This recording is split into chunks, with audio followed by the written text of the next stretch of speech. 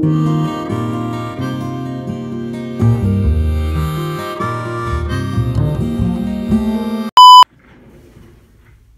Zedong. Mao was born to the son of a peasant farmer on December 26, 1893 in the Sichuan province of China. He attended the local school until he turned 13 when he went to work full-time on the family's farm. In 1911, Mao joined the Revolution Army and fought against the Qing dynasty. At the age of 16, Mao Zedong left home to complete his education in the Chinese capital. It was here at university where he began to experience the waves of revolution engulfing Chinese society. Mr. Sanford, how did Mao Zedong become a communist? Interesting question, oddly feminine me from the past. In 1921, Mao attended a Communist Party meeting in China, and he soon became the party's leader. Coupled with what he studied in college of national reform movements, he soon embraced full communism. This because of what he studied and because of growing up a peasant. So he really did embrace the communistic lifestyle. Now, him and his communist followers, as the leader, planned to create their own communistic state in China. In 1925, Chiang Kai-shek took over the People's Republic of China and began eliminating communists within the government. And with Chiang Kai-shek trying to eliminate the communists, a civil war broke out between the nationalists and the communists. The war raged on for 9 years, until 1934, when the nationalists attempted to eliminate the communists once and for all. When the nationalists attacked the communists' camp, Mao convinced his leaders to retreat and start the Long March.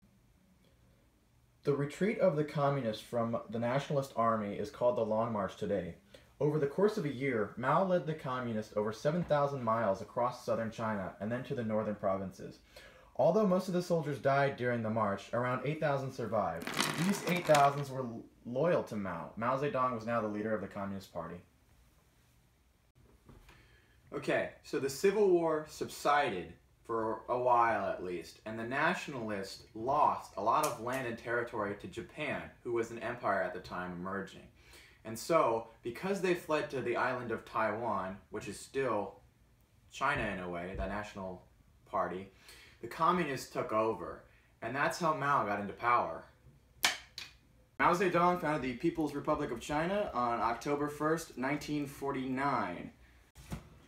So, Mao founded the People's Republic of China, and he was the chairman of the Communist Party and the absolute leader of China. And he was a brutal leader, sending those who disagreed with him to labor camps and executing all others who disobeyed. In 1958, Mao announced the Great Leap Forward.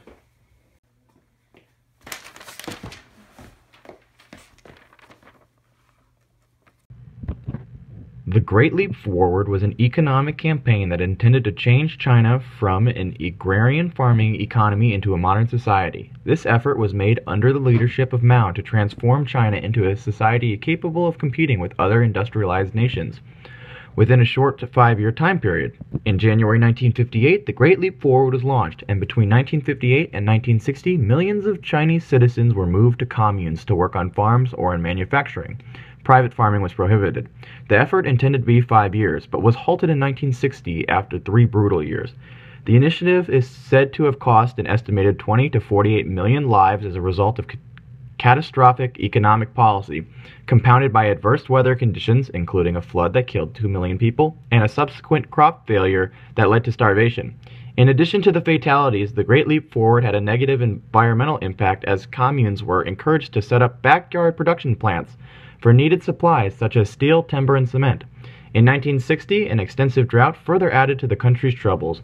Mao Zedong was forced to resign from his position as head of state, although he was able to remain in a powerful party position.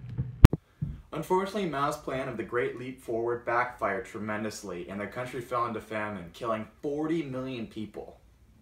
In 1966, Mao made his comeback with the Cultural Revolution. Many young peasants followed him and formed the Red Guard. These loyal soldiers helped him Soldiers. Schools were shut down, and people who disagreed with Mao were either killed or expedited to farming.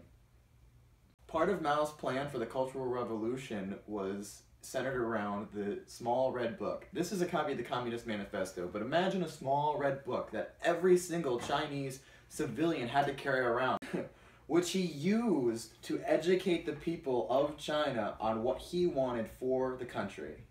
In addition to this, he met with President Nixon in 1972 in an effort to show openness towards the West. Alrighty, so Chairman Mao died of Parkinson's disease on September 9th, 1976, in the Chinese capital. In reflection of Mao's reign, we know that under his guise and leadership, he killed 60 million people, and some of whom in opposition to his policies, and many more through his failed efforts in the Great Leap Forward program, which turns out to just be a big step back.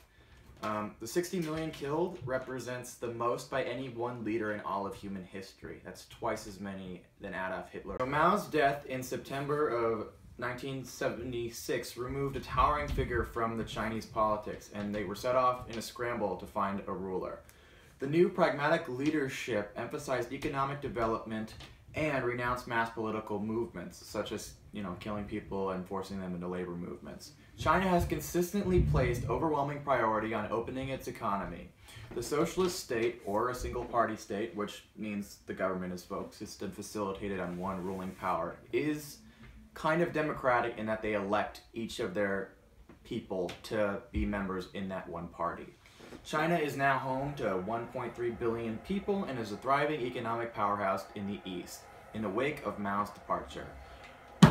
Alright, so that's the end of our official project. What follows is the credits and then the extended blooper reel. I hope you enjoyed our project. Thank you for watching.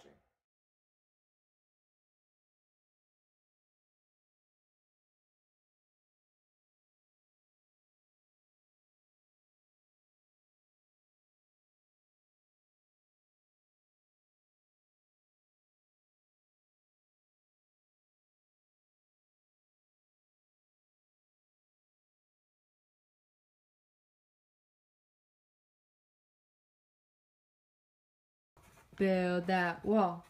Build that wall. Build that wall. Build that. Go. That was so bad. 3. Mao Zedong. That sucked. Fucking fuck. I always try to fuck. Hey, I didn't see you there. Biggest neck in Did you get history. that on video? Yeah. Go. Mao Zedong was a political leader in China that founded the People's Republic of China. I said China twice in the same sentence. Mao Zedong was a political leader in China, and my dogs are barking. Shut up! Kareem! I just got that. Go. Are you still pointing at me? Yes. Okay. You gotta start like over. Ah!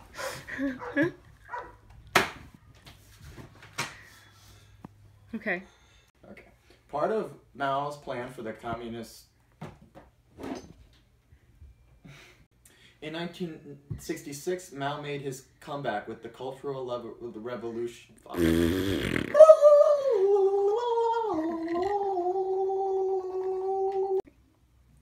In 1925, Cheyenne. Okay. Mao Zedong was a revolutionary leader in communist fucking shit.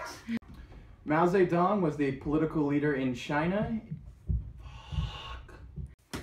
At the age of 16, Mao Zedong left home to pursue a career.